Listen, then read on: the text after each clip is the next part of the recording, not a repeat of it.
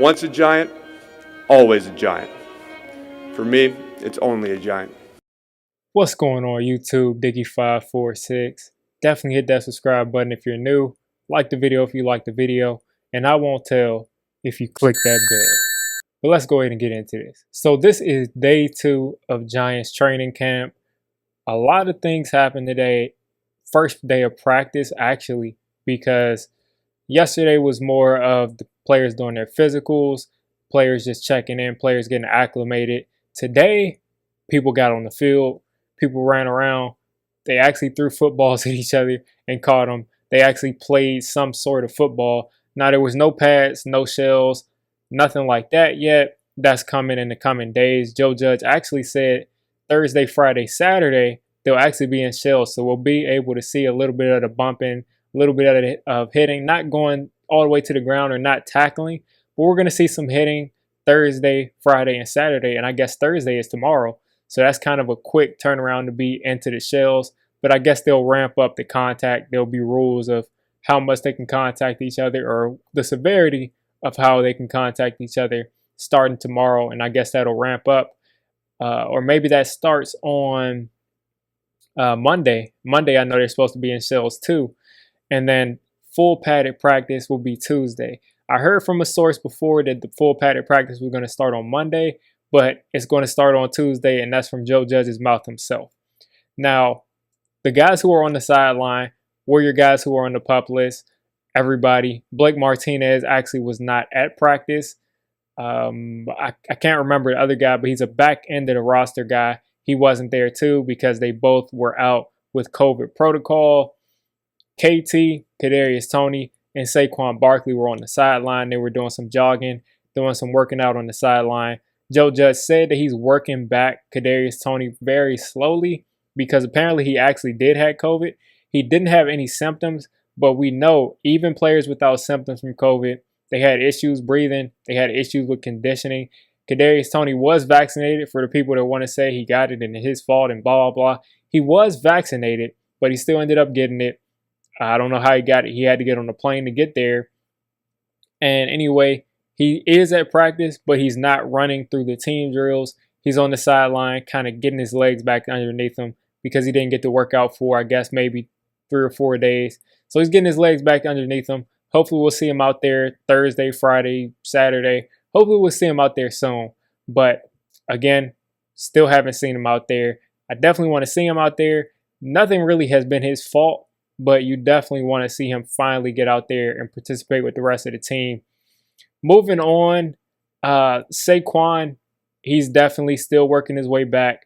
You saw a little bit of jogging from him. You saw a little bit of a ladder drill, quick feet from him. So he's looking pretty good. I think Saquon might be at least back at, 85% already.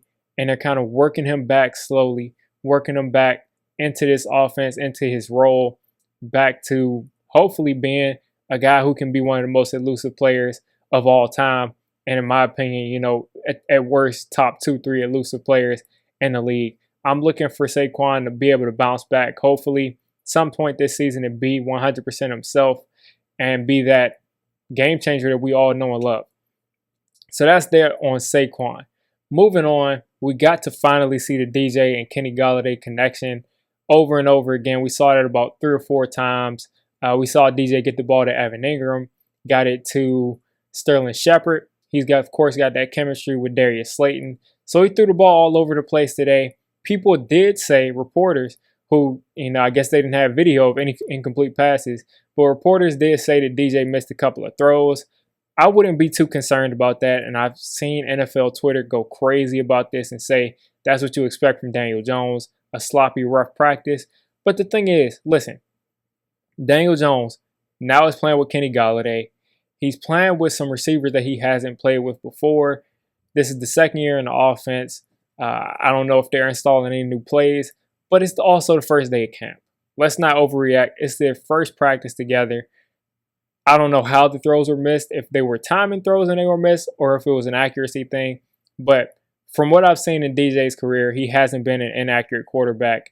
So I wouldn't think too much of it. If we continue to see this game after game or practice after practice, then maybe I'll start to get a little bit worried. But of course, I'm not really going to make any kind of assumption about what Daniel Jones will do or how this offense will look until, at least, 1 or 2 weeks into the season to really have everybody gel into that offense.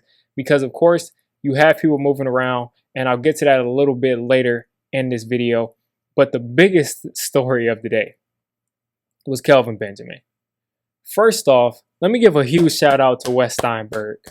Huge shout out to Wes Steinberg, the troll account, the troll, beat reporter for Giants Nation.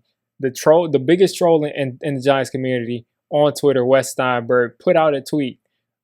We all saw that video of Kelvin Benjamin talking with Joe Judge and Dave Gettleman, and eventually he walked off the field, and that was that. And Wes Steinberg, as clutch as he is, comes out and makes a tweet saying that Kelvin Benjamin is going to be released from the Giants because he was caught stealing food from the facility. Now, not only did he fool, of course, your average Twitterers, your average Twitter community, he fooled a lot of Giants fans from that tweet because a lot of people don't know he's a parody account. But he also fooled reputable reporters and former NFL players and current NFL players. I mean, of course, you had the people lining up just saying, Joe Judge this, Joe Judge that, and he's trying to be a phantom disciplinarian. And people, going in on Joe Judge and going in on the organization, when in reality, we don't know why Kelvin Benjamin was released. We just know that he was released. And Wes Steinberg put out a legendary tweet that went pretty much viral today. And I just say that's just the most hilarious thing I got to see this week. It really was. So Wes Steinberg is the GOAT. And looking into the Kelvin Benjamin situation, I feel bad for the guy. He was cut in front of all the reporters, in front of his whole team, and it was the first day of practice. So I don't know if it was a conditioning thing. I don't know if it was an off-the-field thing. I thought it might have been COVID. I don't know what it was. I don't think it's COVID. So he is not a part of the Giants anymore. He is expected to be released. I think he pretty much was given his walking papers right there. Maybe there was a miscommunication and he wasn't supposed to be at practice today, because it's kind of embarrassing to get fired pretty much in front of the entire internet world. It wasn't an office visit. It wasn't something where he got invited to the coach's office and told him to bring his playbook like you see on Hard Knocks. He just kind of got let go right there. So I definitely feel bad for Kelvin Benjamin. I mean, my heart goes out to the dude because he's getting harassed on Twitter because people don't really see athletes as people. People see these athletes as video game characters. People just see these athletes as people they can make fun of, over and over again relentlessly about his weight, about his career. So hopefully Kelvin Benjamin's mental health is in a good space. Hopefully he can bounce back. But the experiment with him at tight end did not end up working. He's not going to be a Giant. He's not going to make this roster. Maybe he'll get another chance somewhere else at tight end. Hopefully he proves everybody wrong.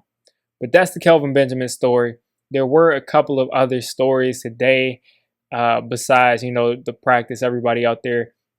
Nothing really eventful happened. I didn't really see any huge plays. Kenny Golladay, of course, I talked about a little bit earlier. He got to high point a couple of passes. Sterling Shepard had this one catch he made where he looked like he was literally walking on air. Caught a one-handed catch. No defenders on him, though. But regular first day of practice, Will Hernandez talked about moving over to the right side. He's lost 20 pounds. So that shows that maybe he's going to actually be able to help with some of the mobility problems that he had, because Hernandez didn't do too well on pulling plays because he was a big guy. So he lost about 20 pounds. I expect him to be more athletic. He's going to play that right guard spot. That's what we're expecting. The offensive linemen have kind of cross-trained at every single position, including Nick Gates. He played some tackle, some guard, some center. Joe Judge talked about that's deliberate. And we'll see what happens as far as Hernandez and Lemieux. I'm thinking Hernandez is right guard, Lemieux is left guard. Maybe Zach Fulton works his way in there. Maybe Nick Gates is one of the guards and Jonathan Harrison steps up and plays center. We have no idea what will happen. And then Leonard Williams, of course, got an interview, and he talked about coming off of this contract season where he got his money.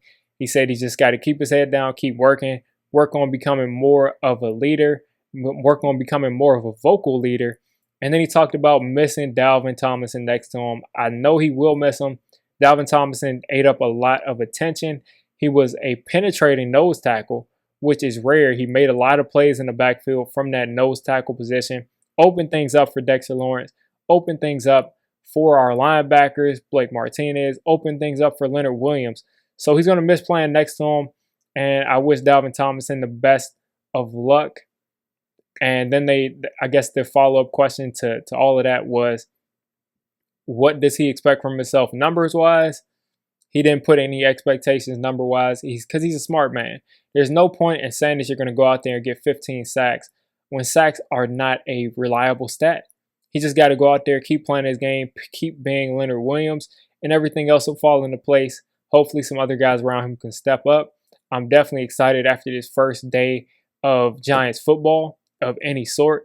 We got to see the Cowboys practice where they actually had full pads on. So that was exciting to see, not the Cowboys, but just the fact full padded football that happened today was great.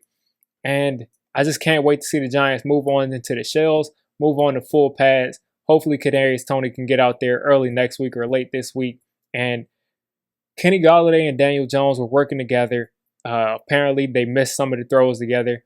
They couldn't connect on a lot of these fade routes in the end zone. So guess what they were doing after practice?